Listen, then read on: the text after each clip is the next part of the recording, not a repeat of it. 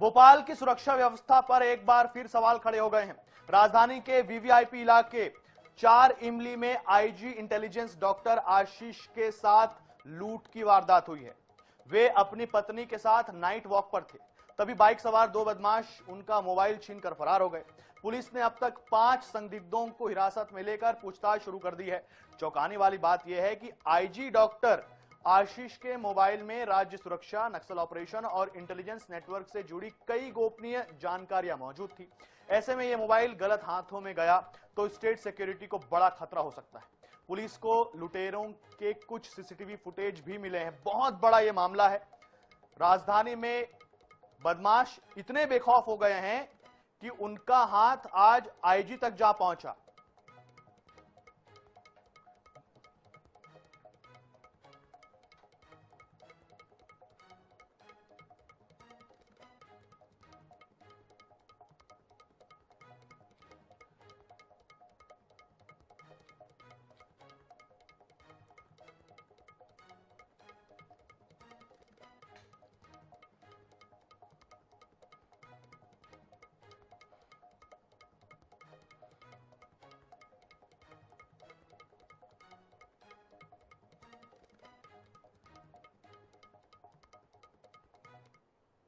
और इस खबर पर अधिक जानकारी के लिए हम भोपाल चलेंगे। गौरव गुप्ता के पास में हमारे संवाददाता है और उनसे जानेंगे कि ये पूरा मामला क्या है, क्या अब तक अपडेट इसमें है। गौरव, हमने देखा कि बदमाशों के हौसले बुलंद तो हैं, लेकिन सीधा आईजी तक हाथ चले जाना और इंटेलिजेंस के आईजी मोबाइल लूट लेना, और इनके मोबाइल में शायद आप और मैं ये अंदाजा भी नहीं लगा सकते कि कितनी गोपनीय जानकारियां होंगी और मध्य प्रदेश से लेकर के देश के ऐसे कौन से सीक्रेट डॉक्यूमेंट्स होंगे जो डॉक्यूमेंट्स गलती से भी अपराधियों के पास नहीं जाना चाहिए। अब तक इस मामले में क्या कुछ हुआ है?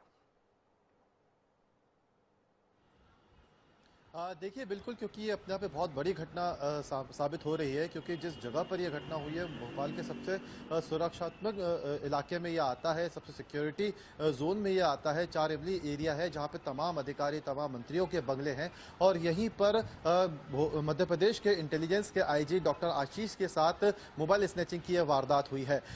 कल रात 9:30 बजे के आसपास ये घटना हुई है और तब से लेकर अब तक आरोपियों की तलाश में कई सारी टीमें लगी हुई हैं।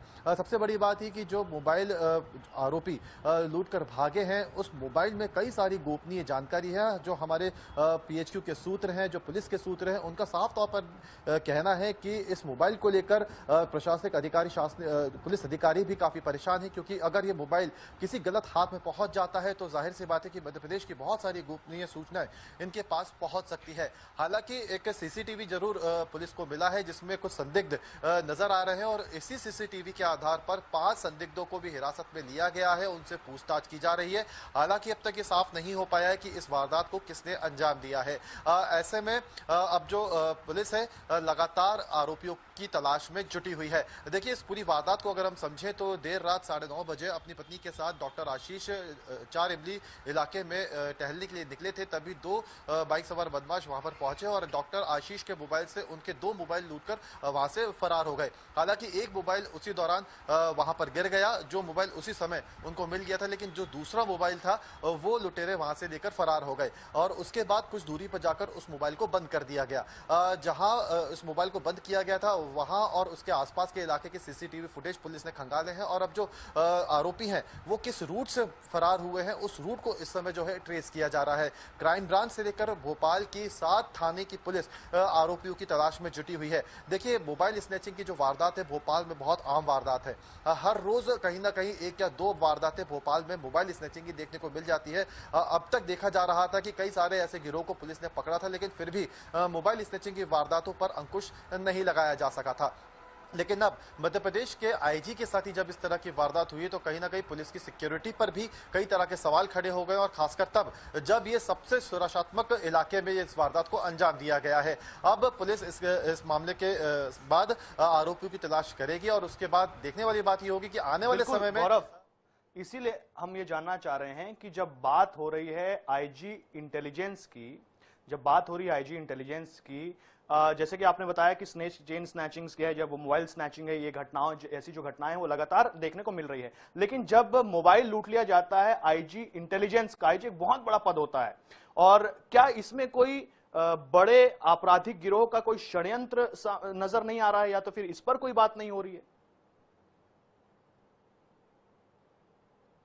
देखिए, अगर अचानक से इस तरह की वारदात भोपाल में होती तो एक बार इस तरफ सोचा जा सकता था, लेकिन हालांकि ये नहीं कहा जा सकता है कि कोई षड्यंत्र नहीं हो सकता है, क्योंकि भोपाल में मोबाइल स्नैचिंग की वारदातें बहुत आम वारदातें हैं। तो ऐसे में इस बात का भी अनुमान लगाया जा रहा है कि जिन लोगों ने इस घटना को अंजाम दिया है वो हो सकता है कि कोई आम तौर जो आम स्नैचर्स हैं उन्हीं लोगों ने इस वारदात को अंजाम दिया गया उन्हीं लोगों ने इस वारदात को अंजाम दिया है। हालांकि अभी जो आरोपी तक गिरफ्तार नहीं हो जाते हैं, जब तक इन्वेस्टिगेशन पूरी नहीं हो जाती है, तब तक कुछ भी इस मामले में कह पाना जल्दबाजी होगा पुलिस के लिए भी और हमारे लिए भी, क्योंकि गौरव, ये फिलहाल इस जानकारी के लिए बहुत